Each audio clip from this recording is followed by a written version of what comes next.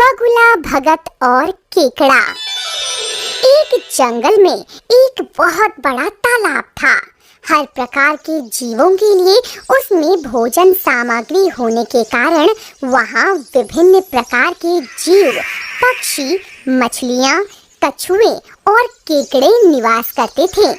पास में ही एक आलसी बगुला रहा करता था।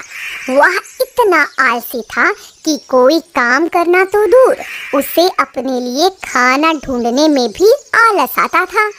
अपने इस आलस के कारण बगुले को कई बार पूरा दिन भूखा रहना पड़ता था।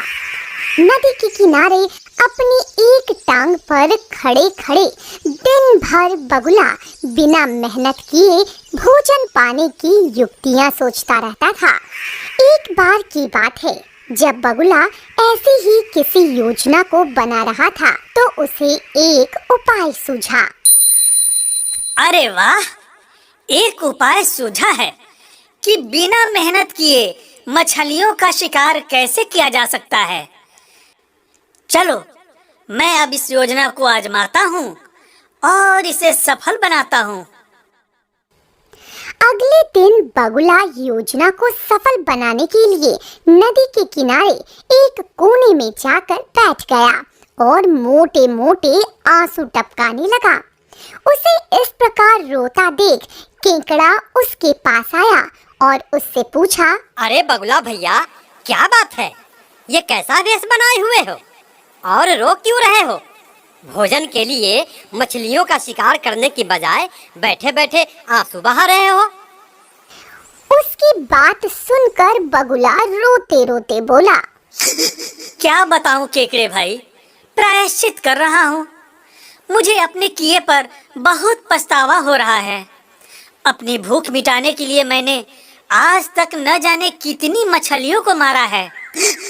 मैं कितना स्वार्थी था, लेकिन आज मुझे इस बात का एहसास हो गया है। अब मैं यह पाप कार्य और नहीं करूँगा। मेरी आत्मा जाग उठी है, इसलिए मैं निकट आई मछलियों को भी नहीं पकड़ रहा हूँ। तुम तो देख ही रहे हो, और मैंने यह वचन लिया है कि अब मैं भविष्य में एक भी मछली का शिकार नहीं करूँगा। बगुले की बात सुनकर केकड़े ने कहा, अरे बगुला भैया, ऐसे शिकार नहीं करोगे और तुम कुछ खाओगे नहीं तो भूख से मर जाओगे। इस पर बगुले ने एक और हिचकी ली तथा जवाब दिया, मर जाने दो केकड़े भाई, किसी और की जान लेकर अपना पेट भरने से तो भूखे पेट मर जाना ही अच्छा है। वैसे भी मुझे कल एक त्रिकालदर्शी महात्मा मिले थे और उन्होंने मुझसे कहा कि कुछ ही समय में 12 साल के लिए सूखा पड़ने वाला है, जिस कारण सब मर जाएंगे। उनकी भविष्यवाणी कभी गलत नहीं होती। अच्छा, ऐसी बात है बगुला भाई, यह तो बहुत बुरी खबर है। अभी मैं सबको सूचना देता हूँ। इस बात को केकड़े ने जाकर सबको बताया। सुनो दोस्तों, बगुले ने बलिदान व भक्ति का मार्ग अपना लिया है। उन्होंने बताया है कि जल्द ही सूखा पड़ने वाला है। यह सुन तालाब के सारे जीव, मछलियाँ, कछुए, केकड़े, बत्तख व सारस आदि चिंतित हो उठे। मछलियाँ तो बहुत ही घबरा उठी और कहने लगी, यह बगुला तो बड़ा उपकारी जीव प्रतीत होता है, जो उनके लिए इस प्रकार चिंतित हो रहा है। क्यों न चलकर उसी से इस विपत्ति का समाधान पूछे। चलो हम चलते हैं। हाँ, तुम भी चलो। सभी जीव बगुला के पास पहुँचे। अरे बगुला भैया, ये कैसा वेश बना रखे हो? अब मैं कभी भी किसी जीव का शिकार नहीं करूँगा। अपना शेष जीवन अच्छे कार्य को करके गुजार दूंगा। मुझे बहुत पछतावा हो रहा है कि अब तक मैंने अपने स्वार्थ के लिए कितने ही जीवों को मारा है। और वैसे भी अब तो यह तालाब बहुत जल्दी सूखने वाला है। क्या तालाब सूख जाएगा?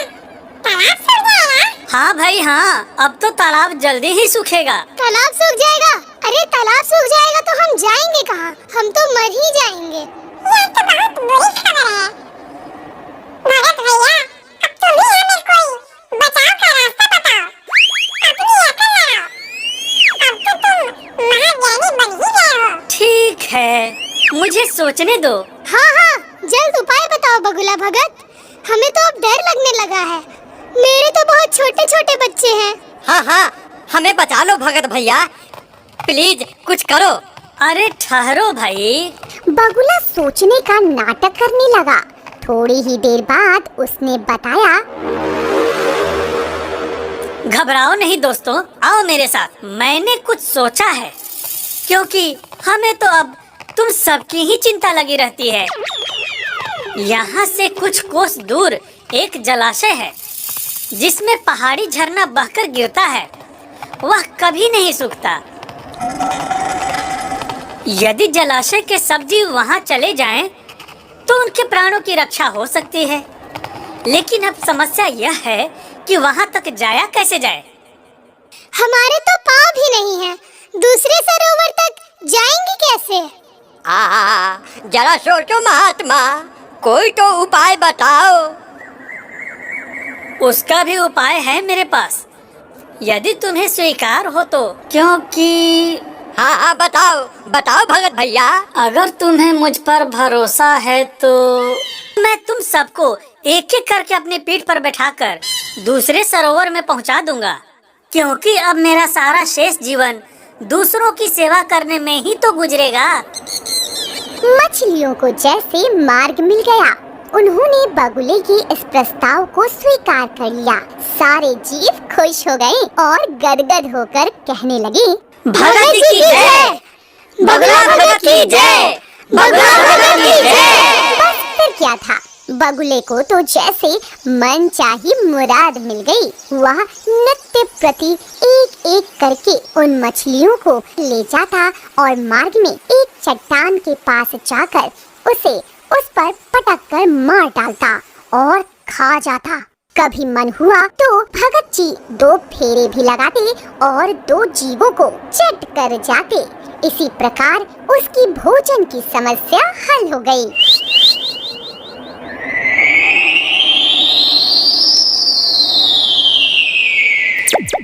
आहा, मजा आ गया। बहुत स्वादिष्ट मछली थी। तालाब में जीवों की संख्या घटने लगी।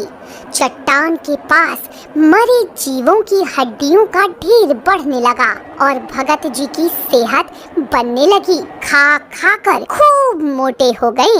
मुख पर लाली आ गई और पंख चर्बी के तेज से चमकने लगे। उन्हें देखकर दूसरे जीव कहते, देखो, दूसरों की सेवा का फल और पुण्य भगत जी के शरीर को लग रहा है। देखो बगुला भैया, आज ही तुम मुझे ले चलो, क्योंकि काफी जीव दूसरे सरोवर में चले गए हैं। ठीक है मछली रानी, तुम्हें आज ही लेकर चलूंगा। बगुला भगत मन ही मन खूब हंसता है और सोचता है, देखो, दुनिया में कैसे कैसे मूर्ख जीव भरे पड़े हैं, जो सबका विश्वास कर लेते हैं। ये आसानी से मेरी बातों में आ गए।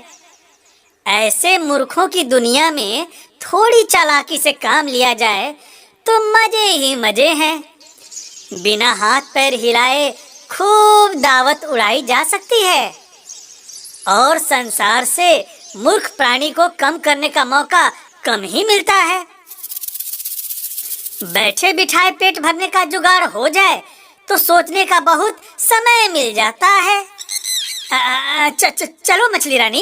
इस तरह बगुले ने लाल मछली को भी चट्टान के नजदीक ले गया और मार कर खा गया। हर रोज किसी न किसी मछली को ले जाता और उसे मार कर खा जाता। बहुत दिन यही क्रम चलता रहा।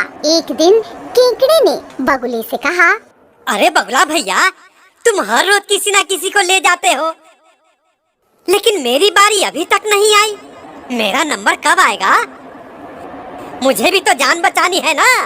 और ये बताओ कि कैसा माहौल है वहाँ का? सारे जीव खुश तो है ना? हाँ, सब बहुत खुश हैं। और तुम अगर कह रहे हो तो आज तुम्हें ही ले चलता हूँ। चलो मेरी पीठ पर बैठ जाओ और खुद ही अपनी आंखों से सब देख लेना। ठीक है? ठीक है। बगुला मन ही मन सोचता है, मछलियाँ तो रोज खाता हूँ, चलो आज मैं सिर्फ केकड़े से ही काम चला लूंगा। अब केकड़ा खुश होकर बगुले की पीठ पर बैठ गया और बगुला उस केकड़े को लेकर उड़ चला। अरे वाह, तुम्हारी तो बहुत मौज है बगुला भैया। और ऊपर से धरती कितनी सुंदर दिखती है। बगुला भगत, तुम तो खूब मस्ती करते हो। हाँ हाँ, क्यों नहीं, मेरे पंख जो ठहरे, इसलिए मेरी जहाँ इच्छा होती है आसानी से उड़कर चला जाता हूँ। मैं भी तुम्हारी तरह उड़ना चाहता हूँ, लेकिन इस बात का मुझे बहुत ही दुख है कि मेरे तो पंख ही नहीं है। तभी जब वह चट्टान के नजदीक पहुंचा तो वहाँ हड्डियों का पहाड़ देखकर केकड़े का माथा ठनका। वह हकलाया। ये हड्डियों का ढेर कैसा है बगुला भगत? और वह सरोवर कितनी दूर है? बगुले को लगा कि केकड़ा बहुत ही नादान प्राणी है और उसकी चाल के बारे में केकड़े को कुछ भी नहीं पता। घबराओ नहीं, अब वहाँ जाने की कोई जरूरत नहीं है। अब तुम सारे परेशानियों से मुक्ति पा जाओगे बच्चू। क्या मतलब बगुला भगत? लेकिन बगुला भगत ठठा कर खूब हंसा और बोला, अरे मूर्ख, कैसा सरोवर? मैं क्या तुम्हारा नौकर हूँ जो अपनी पीठ पर बैठाकर घुमा रहा हूँ? यहाँ कोई सरोवर नहीं है। मैंने तो अपने भोजन का उपाय सोचा था। मैं एक एक को यहाँ लाकर खा जाता हूँ, और अब तू भी मरने के लिए तैयार हो जा। इन सभी हड्डियों में अब तुम्हारी हड्डियाँ भी शामिल होने वाली है।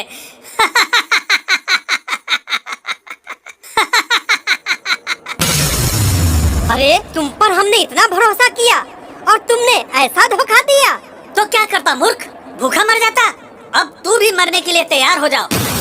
आज तुम्हें मैं खाने वाला हूँ। उसकी यह बात सुनते ही केकड़ा सारी बात समझ गया। वह सिहर उठा, परंतु उसने हिम्मत न हारी और कहा, अच्छा, गलत पंगा लिया है बगुले। मैं कोई मछली नहीं जो तू मुझे आसानी से खा जाएगा। तू जानता नहीं है मुझे। मैं इतनी आसानी से नहीं मरूंगा धूर्त बगुले। और केकड़े ने तुरंत अपने नुकीले पंजों को आगे बढ़ाकर उनसे धूर्त बगुले की गर्दन दबा दी। अरे अरे अरे, ये क्या कर रहे हो? तुम ऐसा नहीं कर सकते। छोड़ो गर्दन, मुझे दर्द हो रहा है। अभी तो और भी दर्द होगा बच्चू। मैं आज सारे जीवों का बदला लूंगा। और अब तुम मत घबराओ, क्योंकि अब तुम्हारे सारे कष्टों से मुक्ति दिलाता हूँ। अब तू बच नहीं सकता। तेरे पाप का घड़ा भर चुका है धूर्त। और केकड़े ने दुष्ट बगुले की गर्दन तब तक दबाए रखा जब तक उसके प्राण पखेरु न उड़ गए। बगुले का अंत भी वही हुआ जहां उसने सबको मारा था। इसके बाद केकड़ा बगुले का कटा सिर लेकर तालाब के पास पहुंचा और मछलियों ने जब उसे देखा तो पूछा, अरे केकड़े भाई, तुम वापस कैसे आ गए और बगुला भगत को कहाँ छोड़कर आ गए? हम तो उनके इंतजार में बैठे हैं। मत करो इंतजार उस दुष्ट का।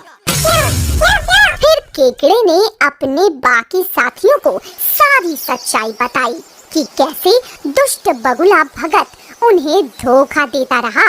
वह बगुला महाठग और धूर्त था। भगत बनकर उसने हम सभी को धोखा दिया। वह हमारे साथियों को पास की एक चट्टान पर ले जाकर खा जाता था।